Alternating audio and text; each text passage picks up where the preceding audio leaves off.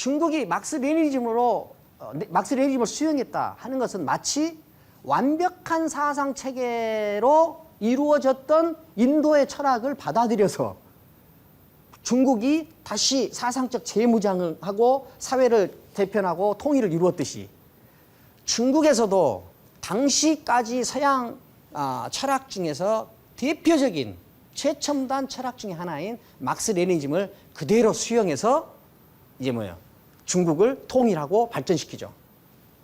저는 막스 레니즘을 중국에서 수용한 것을 가지고 그리고 여러 가지 사건들이 또 있었죠. 그리고 전통을 단절시키고 하는 여러 부정적인 일들이 있었어요. 그런데 저는 이것이 바로 중국의 힘이라고 생각합니다. 뭐냐?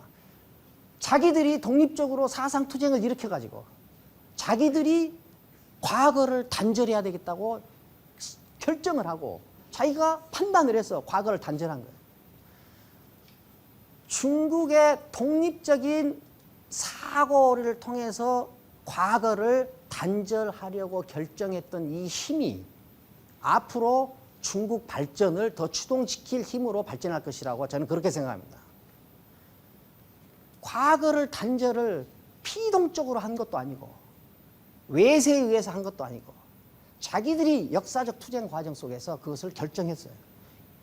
과거를 단절한 내용이 문제가 아니라 과거를 단절하려고 했던 철학적 결단, 이것이 중국 자체에서 만들어졌다.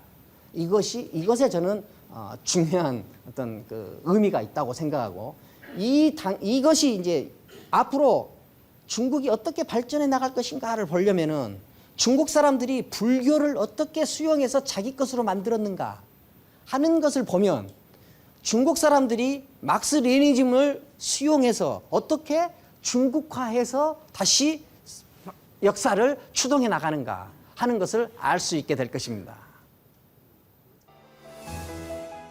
서양에 있는 철학이 동양에 그대로 수용되는 것, 많은 한계가 있습니다.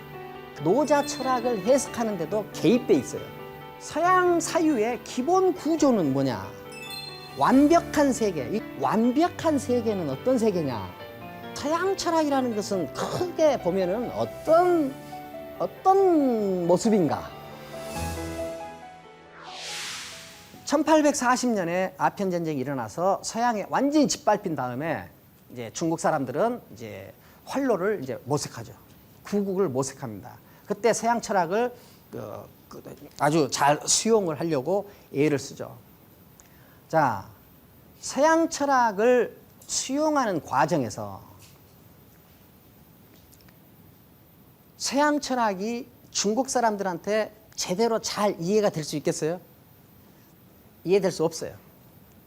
인도 철학이 불교가 막 들어왔을 때 중국 사람들은 인도 불교를 이해할 수가 없었어요. 불교의 핵심은 뭐냐?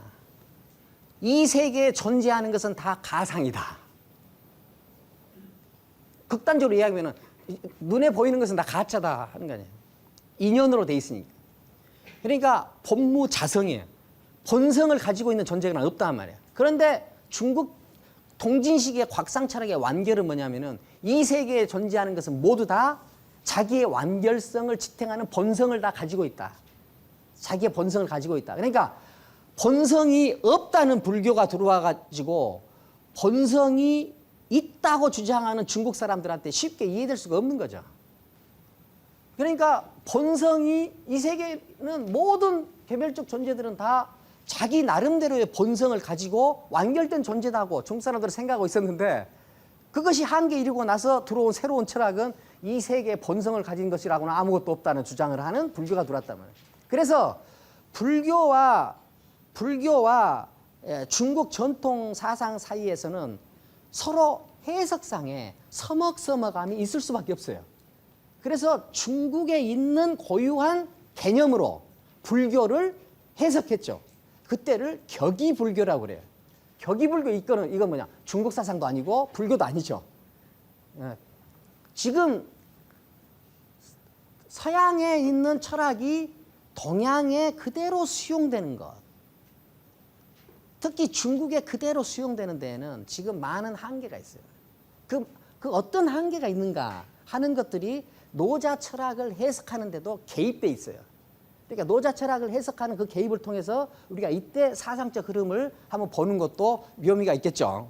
자, 그러면은 서양 철학이라는 것은 크게 보면은 어떤 모습인가 하는 것을 보도록 하겠습니다. 굉장히 치밀하죠. 제가 왜 굉장히 치밀하죠 이 소리를 하냐면은 갑자기 치밀함이 좀 떨리려고 했어요. 그래서 지금 호흡을 가다듬느라고 그러겠습니다. 그 화이트헤드라는 그 서양의 철학자가 있어요. 그 영국의 그 교수를 하다가 하버드로, 영국에서는 수학과 교수였는데 교수였는데 미국으로 가서는 철학 교수가 돼요. 화이트헤드, 우리나라 말로 하면 백두 정도 되겠죠. 저도 화이트헤드에 완전히는 아니지만 좀 비슷하죠. 근데 화이트헤드라는 철학자는 그 서양 철학사, 서양의 한 몇천 년의 철학사를 그 일별해서, 서양 철학사는 다 플라톤이라는 철학자의 각주에 불과하다 이렇게 이야기를 해요. 플라톤 철학의 각주, 풋노트다. 그러니까 서양 철학이라는 건 다 플라톤이라는 철학자를 이리 풀고 저리 푼 것이다. 이렇게 이제 화이트헤드가 이제 말을 하는데, 화이트헤드가 한 이 말이 많이 이제 인구에 회자돼요. 자, 그럼 플라톤 철학은 뭐냐? 플라톤 철학은 파르메니데스라는 철학자의 풋노트라고 말해도 그렇게 틀린 말은 아니에요. 자, 파르메니데스라는 철학자는 무슨 말을 했냐 하면은,